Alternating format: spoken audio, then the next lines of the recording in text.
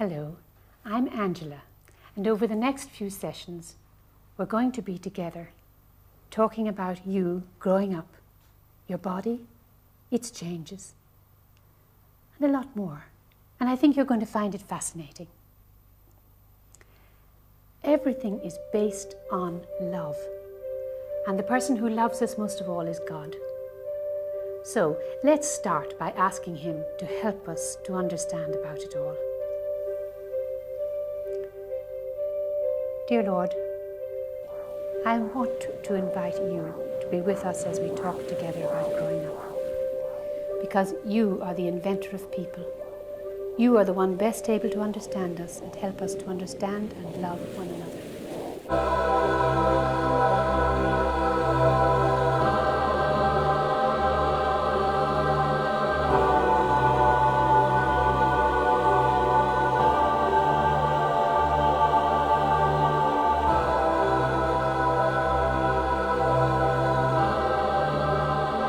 In secondary school was just horrific. They put on an abortion video for us to watch. They kind of skirted around the issues of sexuality. French kissing was a sin. Young people need to be informed around sex education. You're probably familiar with phrases like birds and the bees, lovemaking, a bit of how's your father. But these topics never really reach the dinner table per se, and a lot of families do have trouble discussing this topic. But the question that we propose is why? Why is this topic so shameful? Where's that shame even originated from, especially within Ireland?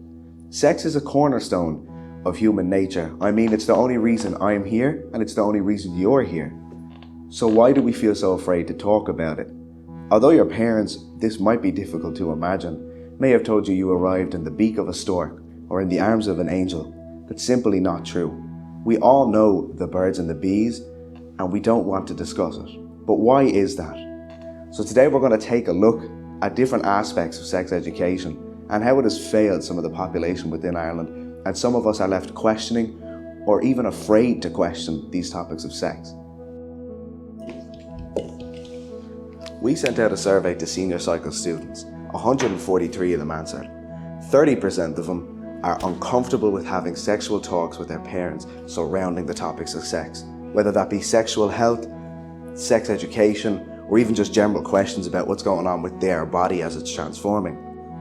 Out of the 143 senior cycle students we sent this survey to, 1% said they did not get a sex education, 7% said it was useless, another 7% said it was fully comprehensive, 29% said it was adequate, and 21% said it was less than adequate or even useless. 57% of students said that their school's religious affiliation had no impact on their sex education at all. This is great, as the Catholic Church had such a strong hold over sex education within the earlier years of Ireland.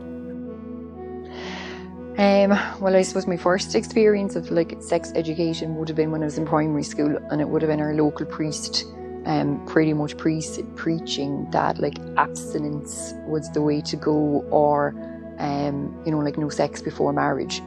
So that would have been kind of my first encounter.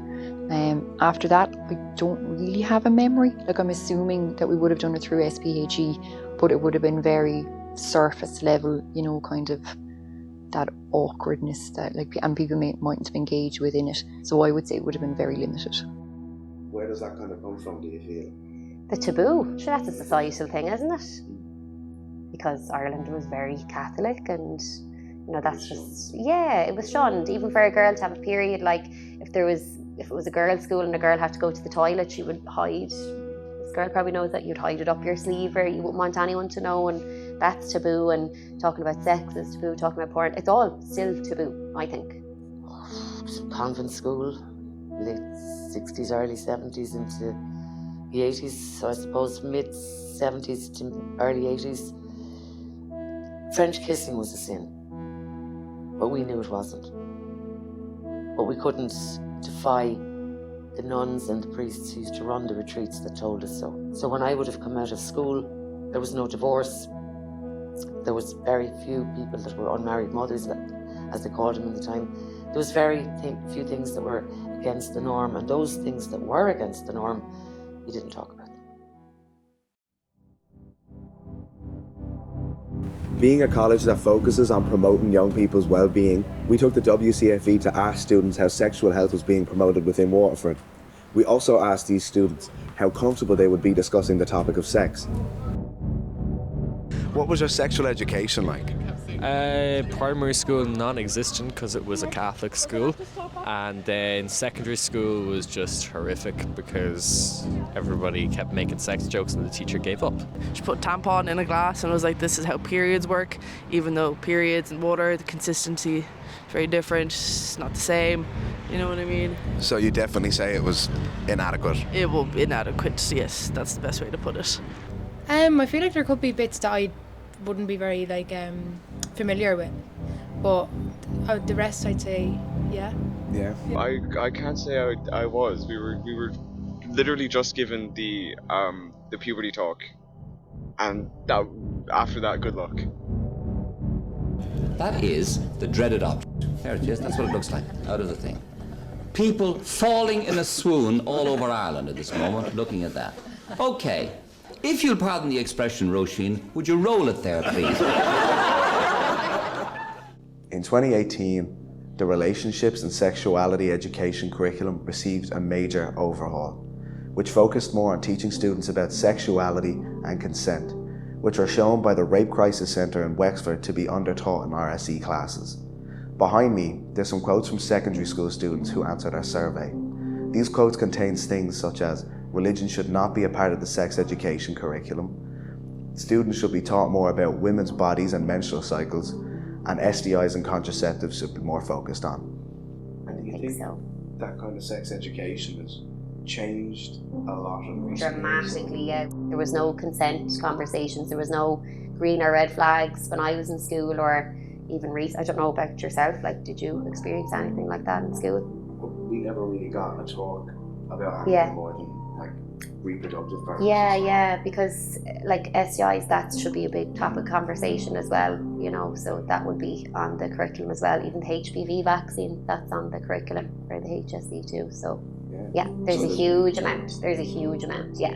It's just whether not every school has to use the HSE files in their documents. I would always advise it because I think they're the best people to get it from. They have all the data, comes from the government, so it's a reliable source. I don't know if the books have that much, I wouldn't rely on the books for that because it could be outdated as well. But yeah, dramatic changes on what was taught in schools. It's much more improved, much more improved. Whether it's being done or not, I don't know, but from our perspective here, it is being done.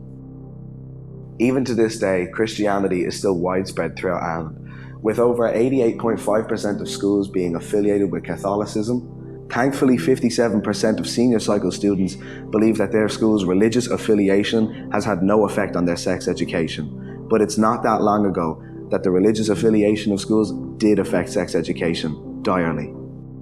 Ireland has a plan to have 400 non-denominational schools by the year 2030. This will be done by divesting already religiously affiliated schools from the Catholic Church.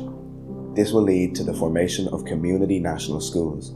These schools will be state-run, co-educational, and not religiously affiliated, which means the teachings in these schools will be unbiased, truthful, and equal to all students.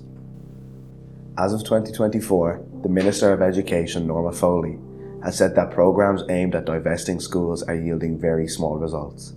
As we've seen, a poor education can lead to a lack of knowledge when it comes to sex, but can also directly affect someone's mental health and their awareness of the issues surrounding sex. And do you think teaching children about sex leaves them far more comfortable discussing it with others? 100%, yes, absolutely. I think it's really important, that it's being talked about, so it's not being seen as a taboo subject where people aren't, able to freely talk about it. And then there's misconceptions or myths around sex or sex education. So I think it should be openly spoken about. Again, age appropriately, and in the right kind of setting, and kind of just not willy-nilly necessarily either. But when it's appropriate. Do you think this might have been because you were, being taught in a Catholic school? Yes, I do think that was a strong contributor to how they kind of skirted around the issues of sexuality. Yeah. Because I imagine they didn't want to quote unquote encourage sex, Yeah. but that was just leaving everyone who was having sex anyway completely clueless on how to do it safely and responsibly. Where do you think children and teenagers get most of their information related to sex? I would say online. Yeah. Like porn sites or just like online friends? A mix, I would say. Like maybe researchers done themselves and then through porn, which is kind of the worrying aspect of it then, because I don't think it's always the correct information that they're receiving then, or their perception of what like sex or healthy sex is skewed, and particularly if they're getting it through porn. Did you learn about sex through other means, like friends or family or even the internet? The internet. Do you think the internet negatively impact your view on sex? When I was younger, yeah, with access to pornography as well, it's not good for anyone. And do you think pornography is a bad thing to show for an example of sex? Oh yeah, because it's not how it actually works. It's more marketable than actual sex. It's kind of a product more than anything else. Exactly, you're very right. It is more of a product than anything else. Sex sells, as they say, sex sells. Religion has long withheld a position of power within Ireland, and it has affected people's education. They were taught that sex before marriage is a sin. This led to these students not knowing how sex works or how they can participate in it safely. So would you think it's taught effectively within secondary schools? I think that's a hard question to answer because it depends on the person who's teaching it as well, whether it's taught effectively or not. It's supposed to be taught. A lot of the times I don't think the SPHE classes are given a lot of value. So if students are taken out of a class for extracurricular or whatever it is, they're going to be taken out of religion, SPHE, CSPE as well.